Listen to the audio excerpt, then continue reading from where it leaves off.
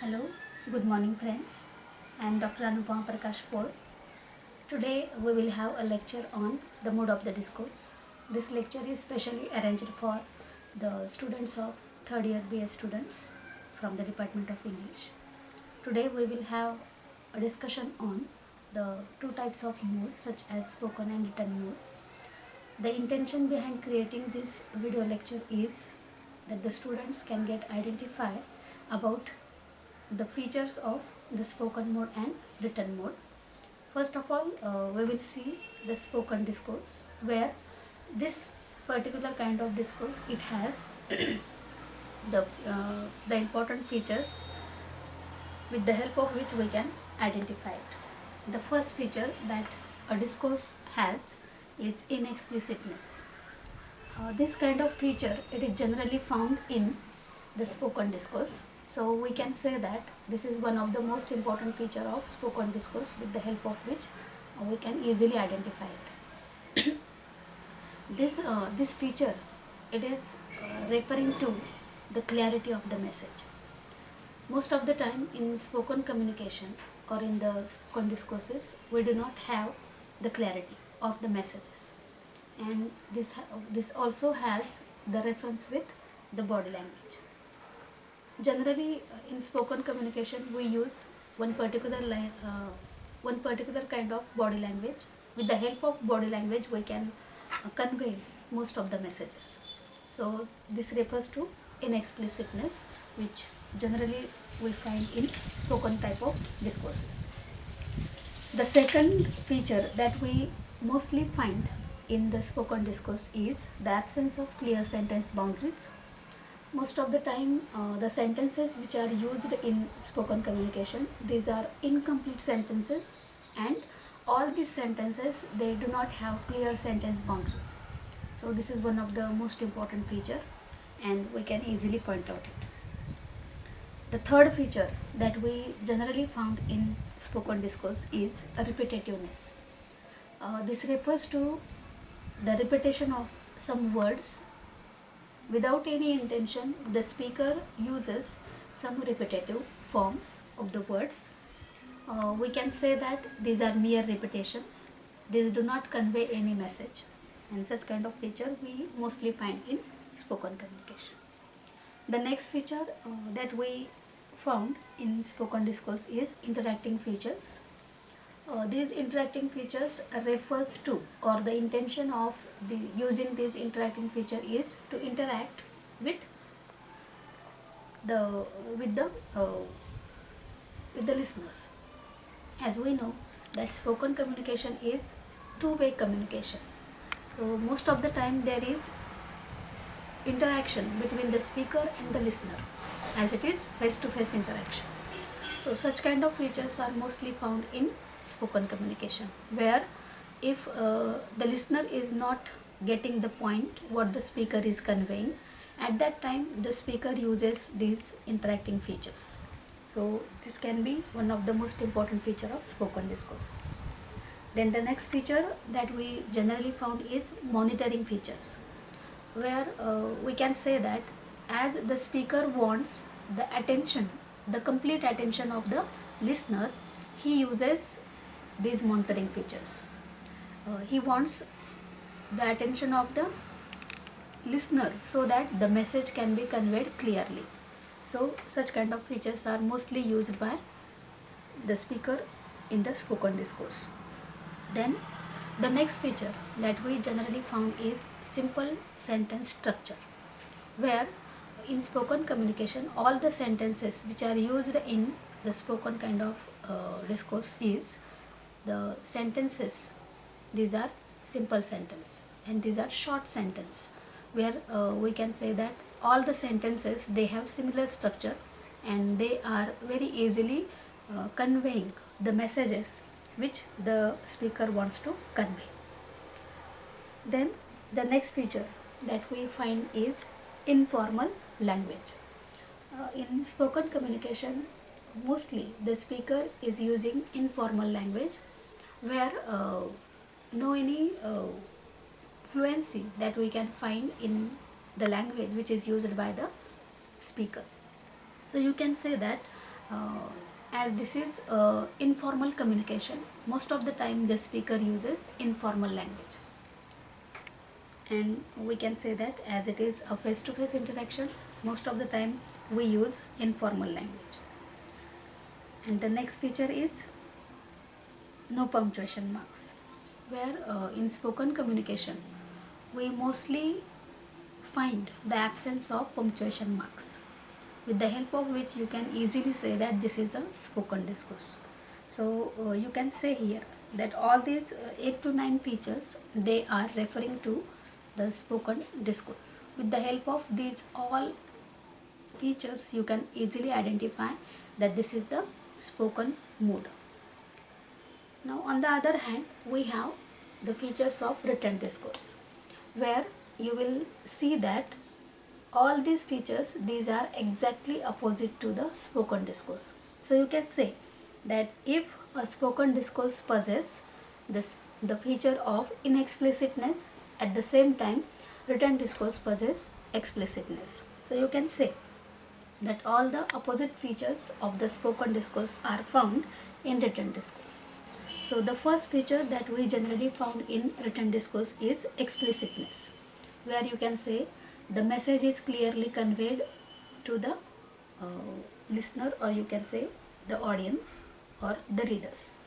As it is not a face-to-face communication, we can say that this explicitness feature is mostly found in written discourse. The writer wants to convey the message clearly with the help of the words. So his focus is completely on the words.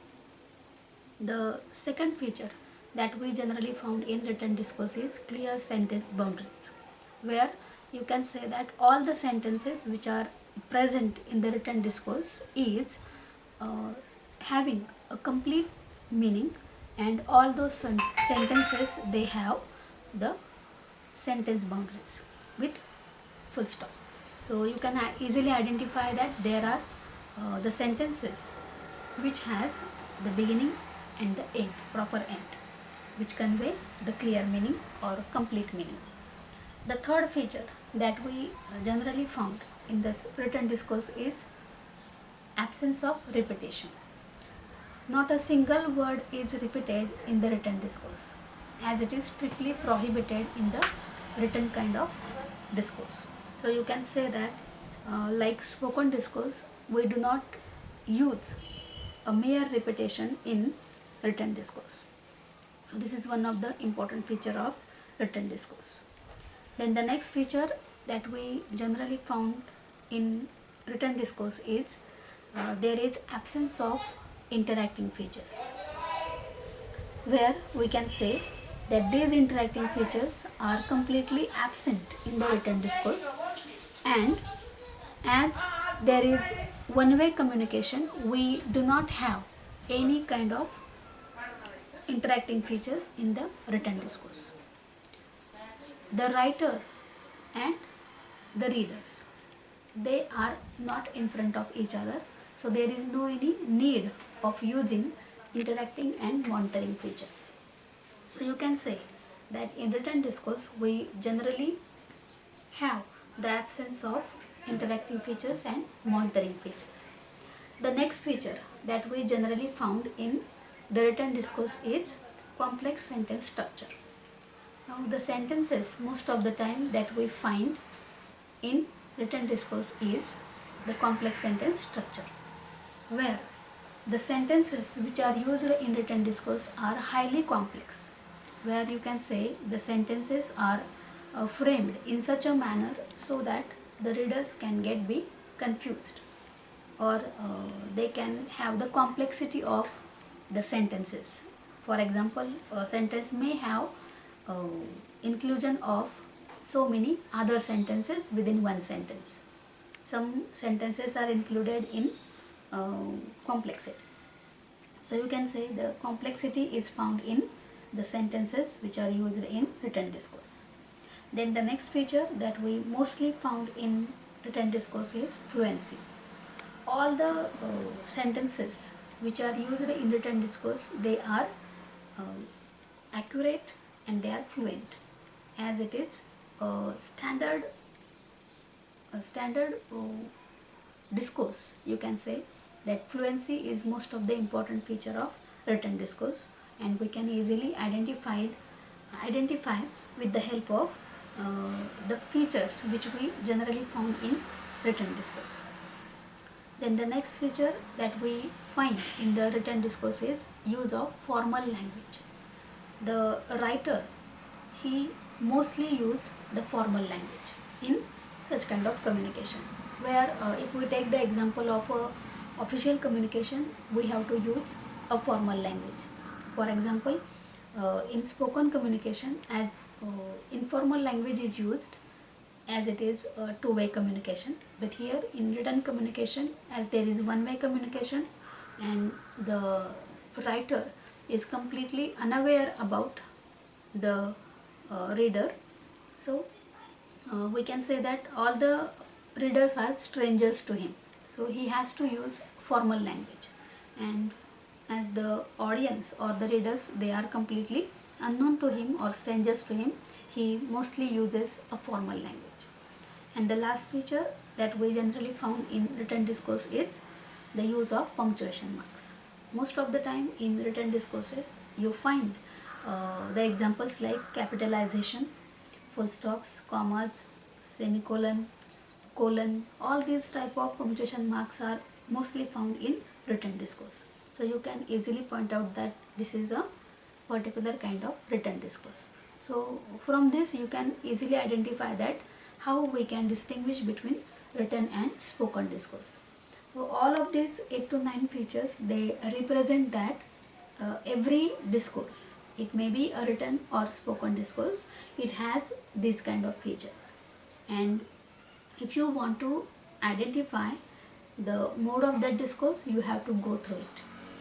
And if the discourse is given to you for identifying the mode, at that time you can remember all these features and you can point out that if a discourse it possesses the features of spoken discourse, then the given discourse is a spoken discourse. And if you find the features which are present in the written mode, then you can say that this discourse is a written mode or it is a written type of discourse. So with the help of this, you can distinguish between spoken and written mode. So I think that these important features are easy to understand and easy to memorize. Now at the end of this lecture, we will find or we will discuss some examples of spoken mode and written mode. So here are typical examples of spoken and written mode. If we take the examples of spoken mode, you will find that as it is a two-way communication, any kind of informal communication or informal conversation can be a typical example of spoken mode. You can take the example of a conversation between two intimate friends, two colleagues, mother and a son, or you can take an example of a conversation between a husband and wife. So any kind of informal conversation can be the typical example of spoken mode. The second example, it can be a lecture which is delivered by a sermon or a father of a church. It can be an example of a spoken mode. You can take another example like television ads, where you can say you can watch the television ads and you can point out the features of the spoken mode. You can also have the example of a radio news, where you can point out some of the features of spoken mode. So these are some of the typical examples of spoken mode. And on the other hand, we have the examples of written mode, where you can take the typical example of any kind of formal letter. You can take the example of a memo, or you can take an example of an application for jobs, or you can take an example of application for a leave. So these can be the formal communication, which can be the typical example of written mode. Another example that you can take is about a report or any kind of document. Report, it can be a field report, project report, any thesis, or any kind of document which can be preserved. Then the third example that you can take about written mode is news report. News report, where you can take the example of any newspaper in the news, in the newspapers, or you can also take the news reports which were prepared for the journals or any kind of articles, or you can say the research papers. Then another typical examples like manuscripts, where it can be a literary prose, literary passage, or literary poem. So all these kinds of examples which refers or which has the typical features of written mode. So you can say that with the help of these examples you can easily point out the features or the important features of spoken and written mode. So I think all these discussion, it will help you for identifying the mode of the discourse, where we have discussed the two typical uh, the two typical uh, types of mode, where we have seen the important features of spoken and written mode with the examples. So I think this lecture will be helpful for you.